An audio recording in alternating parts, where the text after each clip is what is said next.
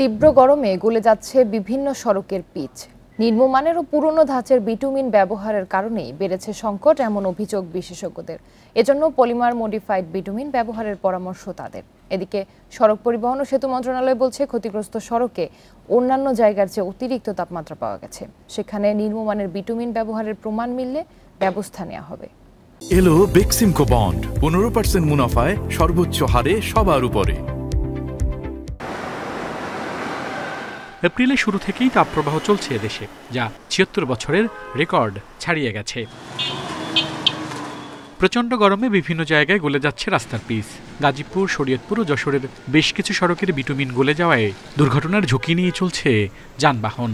Pitch রাস্তা দিচ্ছে, গলে জায়গা চাকা একটা করে, মানে এটার সমস্যা, অ্যাক্সিডেন্ট হওয়ার সম্ভাবনা আছে, তেল স্লিপ করব। পিচগুলো ভালো পিচ দেয় নাই, যার কারণে একটু গরমেতেই যেতেছে।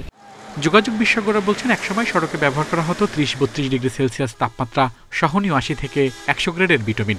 তবে বর্তমানে স্থায়িত্ব বাড়াতে বেশি দামের ৬০ থেকে ৭০ গ্রেডের বিটুমিন দেওয়া হচ্ছে। তবে আসলেই তা এই গ্রেডের কিনা তা নিয়ে সন্দেহ রয়েছে।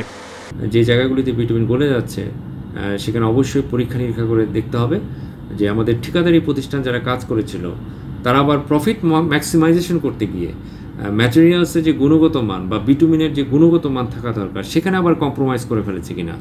এদিকে যেসব সড়কে পিচে গলে গেছে সেখানে সর্বোচ্চ ৬১ ডিগ্রি সেলসিয়াস পর্যন্ত তাপমাত্রা পাওয়া গেছে বলে জানালো সড়ক পরিবহন ও সেতু মন্ত্রণালয়ের মহাসড়ক বিভাগ, যা সহনীয় মাত্রার চেয়ে অনেক বেশি। এদিকে বিটুমিনের মান যাচাই করা হবে বলেও জানালেন সচিব।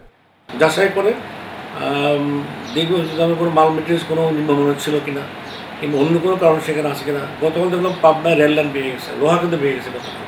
তো লোহার চেয়ে তো পিচ তো বেশি না, কিন্তু অনেক জায়গায় গাছের ছায়া থাকে, কত জায়গায় কোনো ছায়া নাই, এমন কোনো কিছু কিনা। এটা আমরা যাচাই করে দেখে আমরা পরবর্তী ব্যবস্থা নেব। সড়ক ও জনপথ বিভাগের প্রকৌশলীরা জানাচ্ছেন, বাতাসে আর্দ্রতা কম থাকায় তাপমাত্রা ৪০ ডিগ্রি হলেই পিচের উপরিভাগে তা বেড়ে যায়। এছাড়া কালো রঙের পিচ তাপ শোষণ করে আর উত্তপ্ত হয়, আর গাড়ির চাকার ঘর্ষণে উৎপন্ন তাপেও গলছে পিচ। আল আমিন হোসেন, ইন্ডিপেন্ডেন্ট নিউজ, ঢাকা।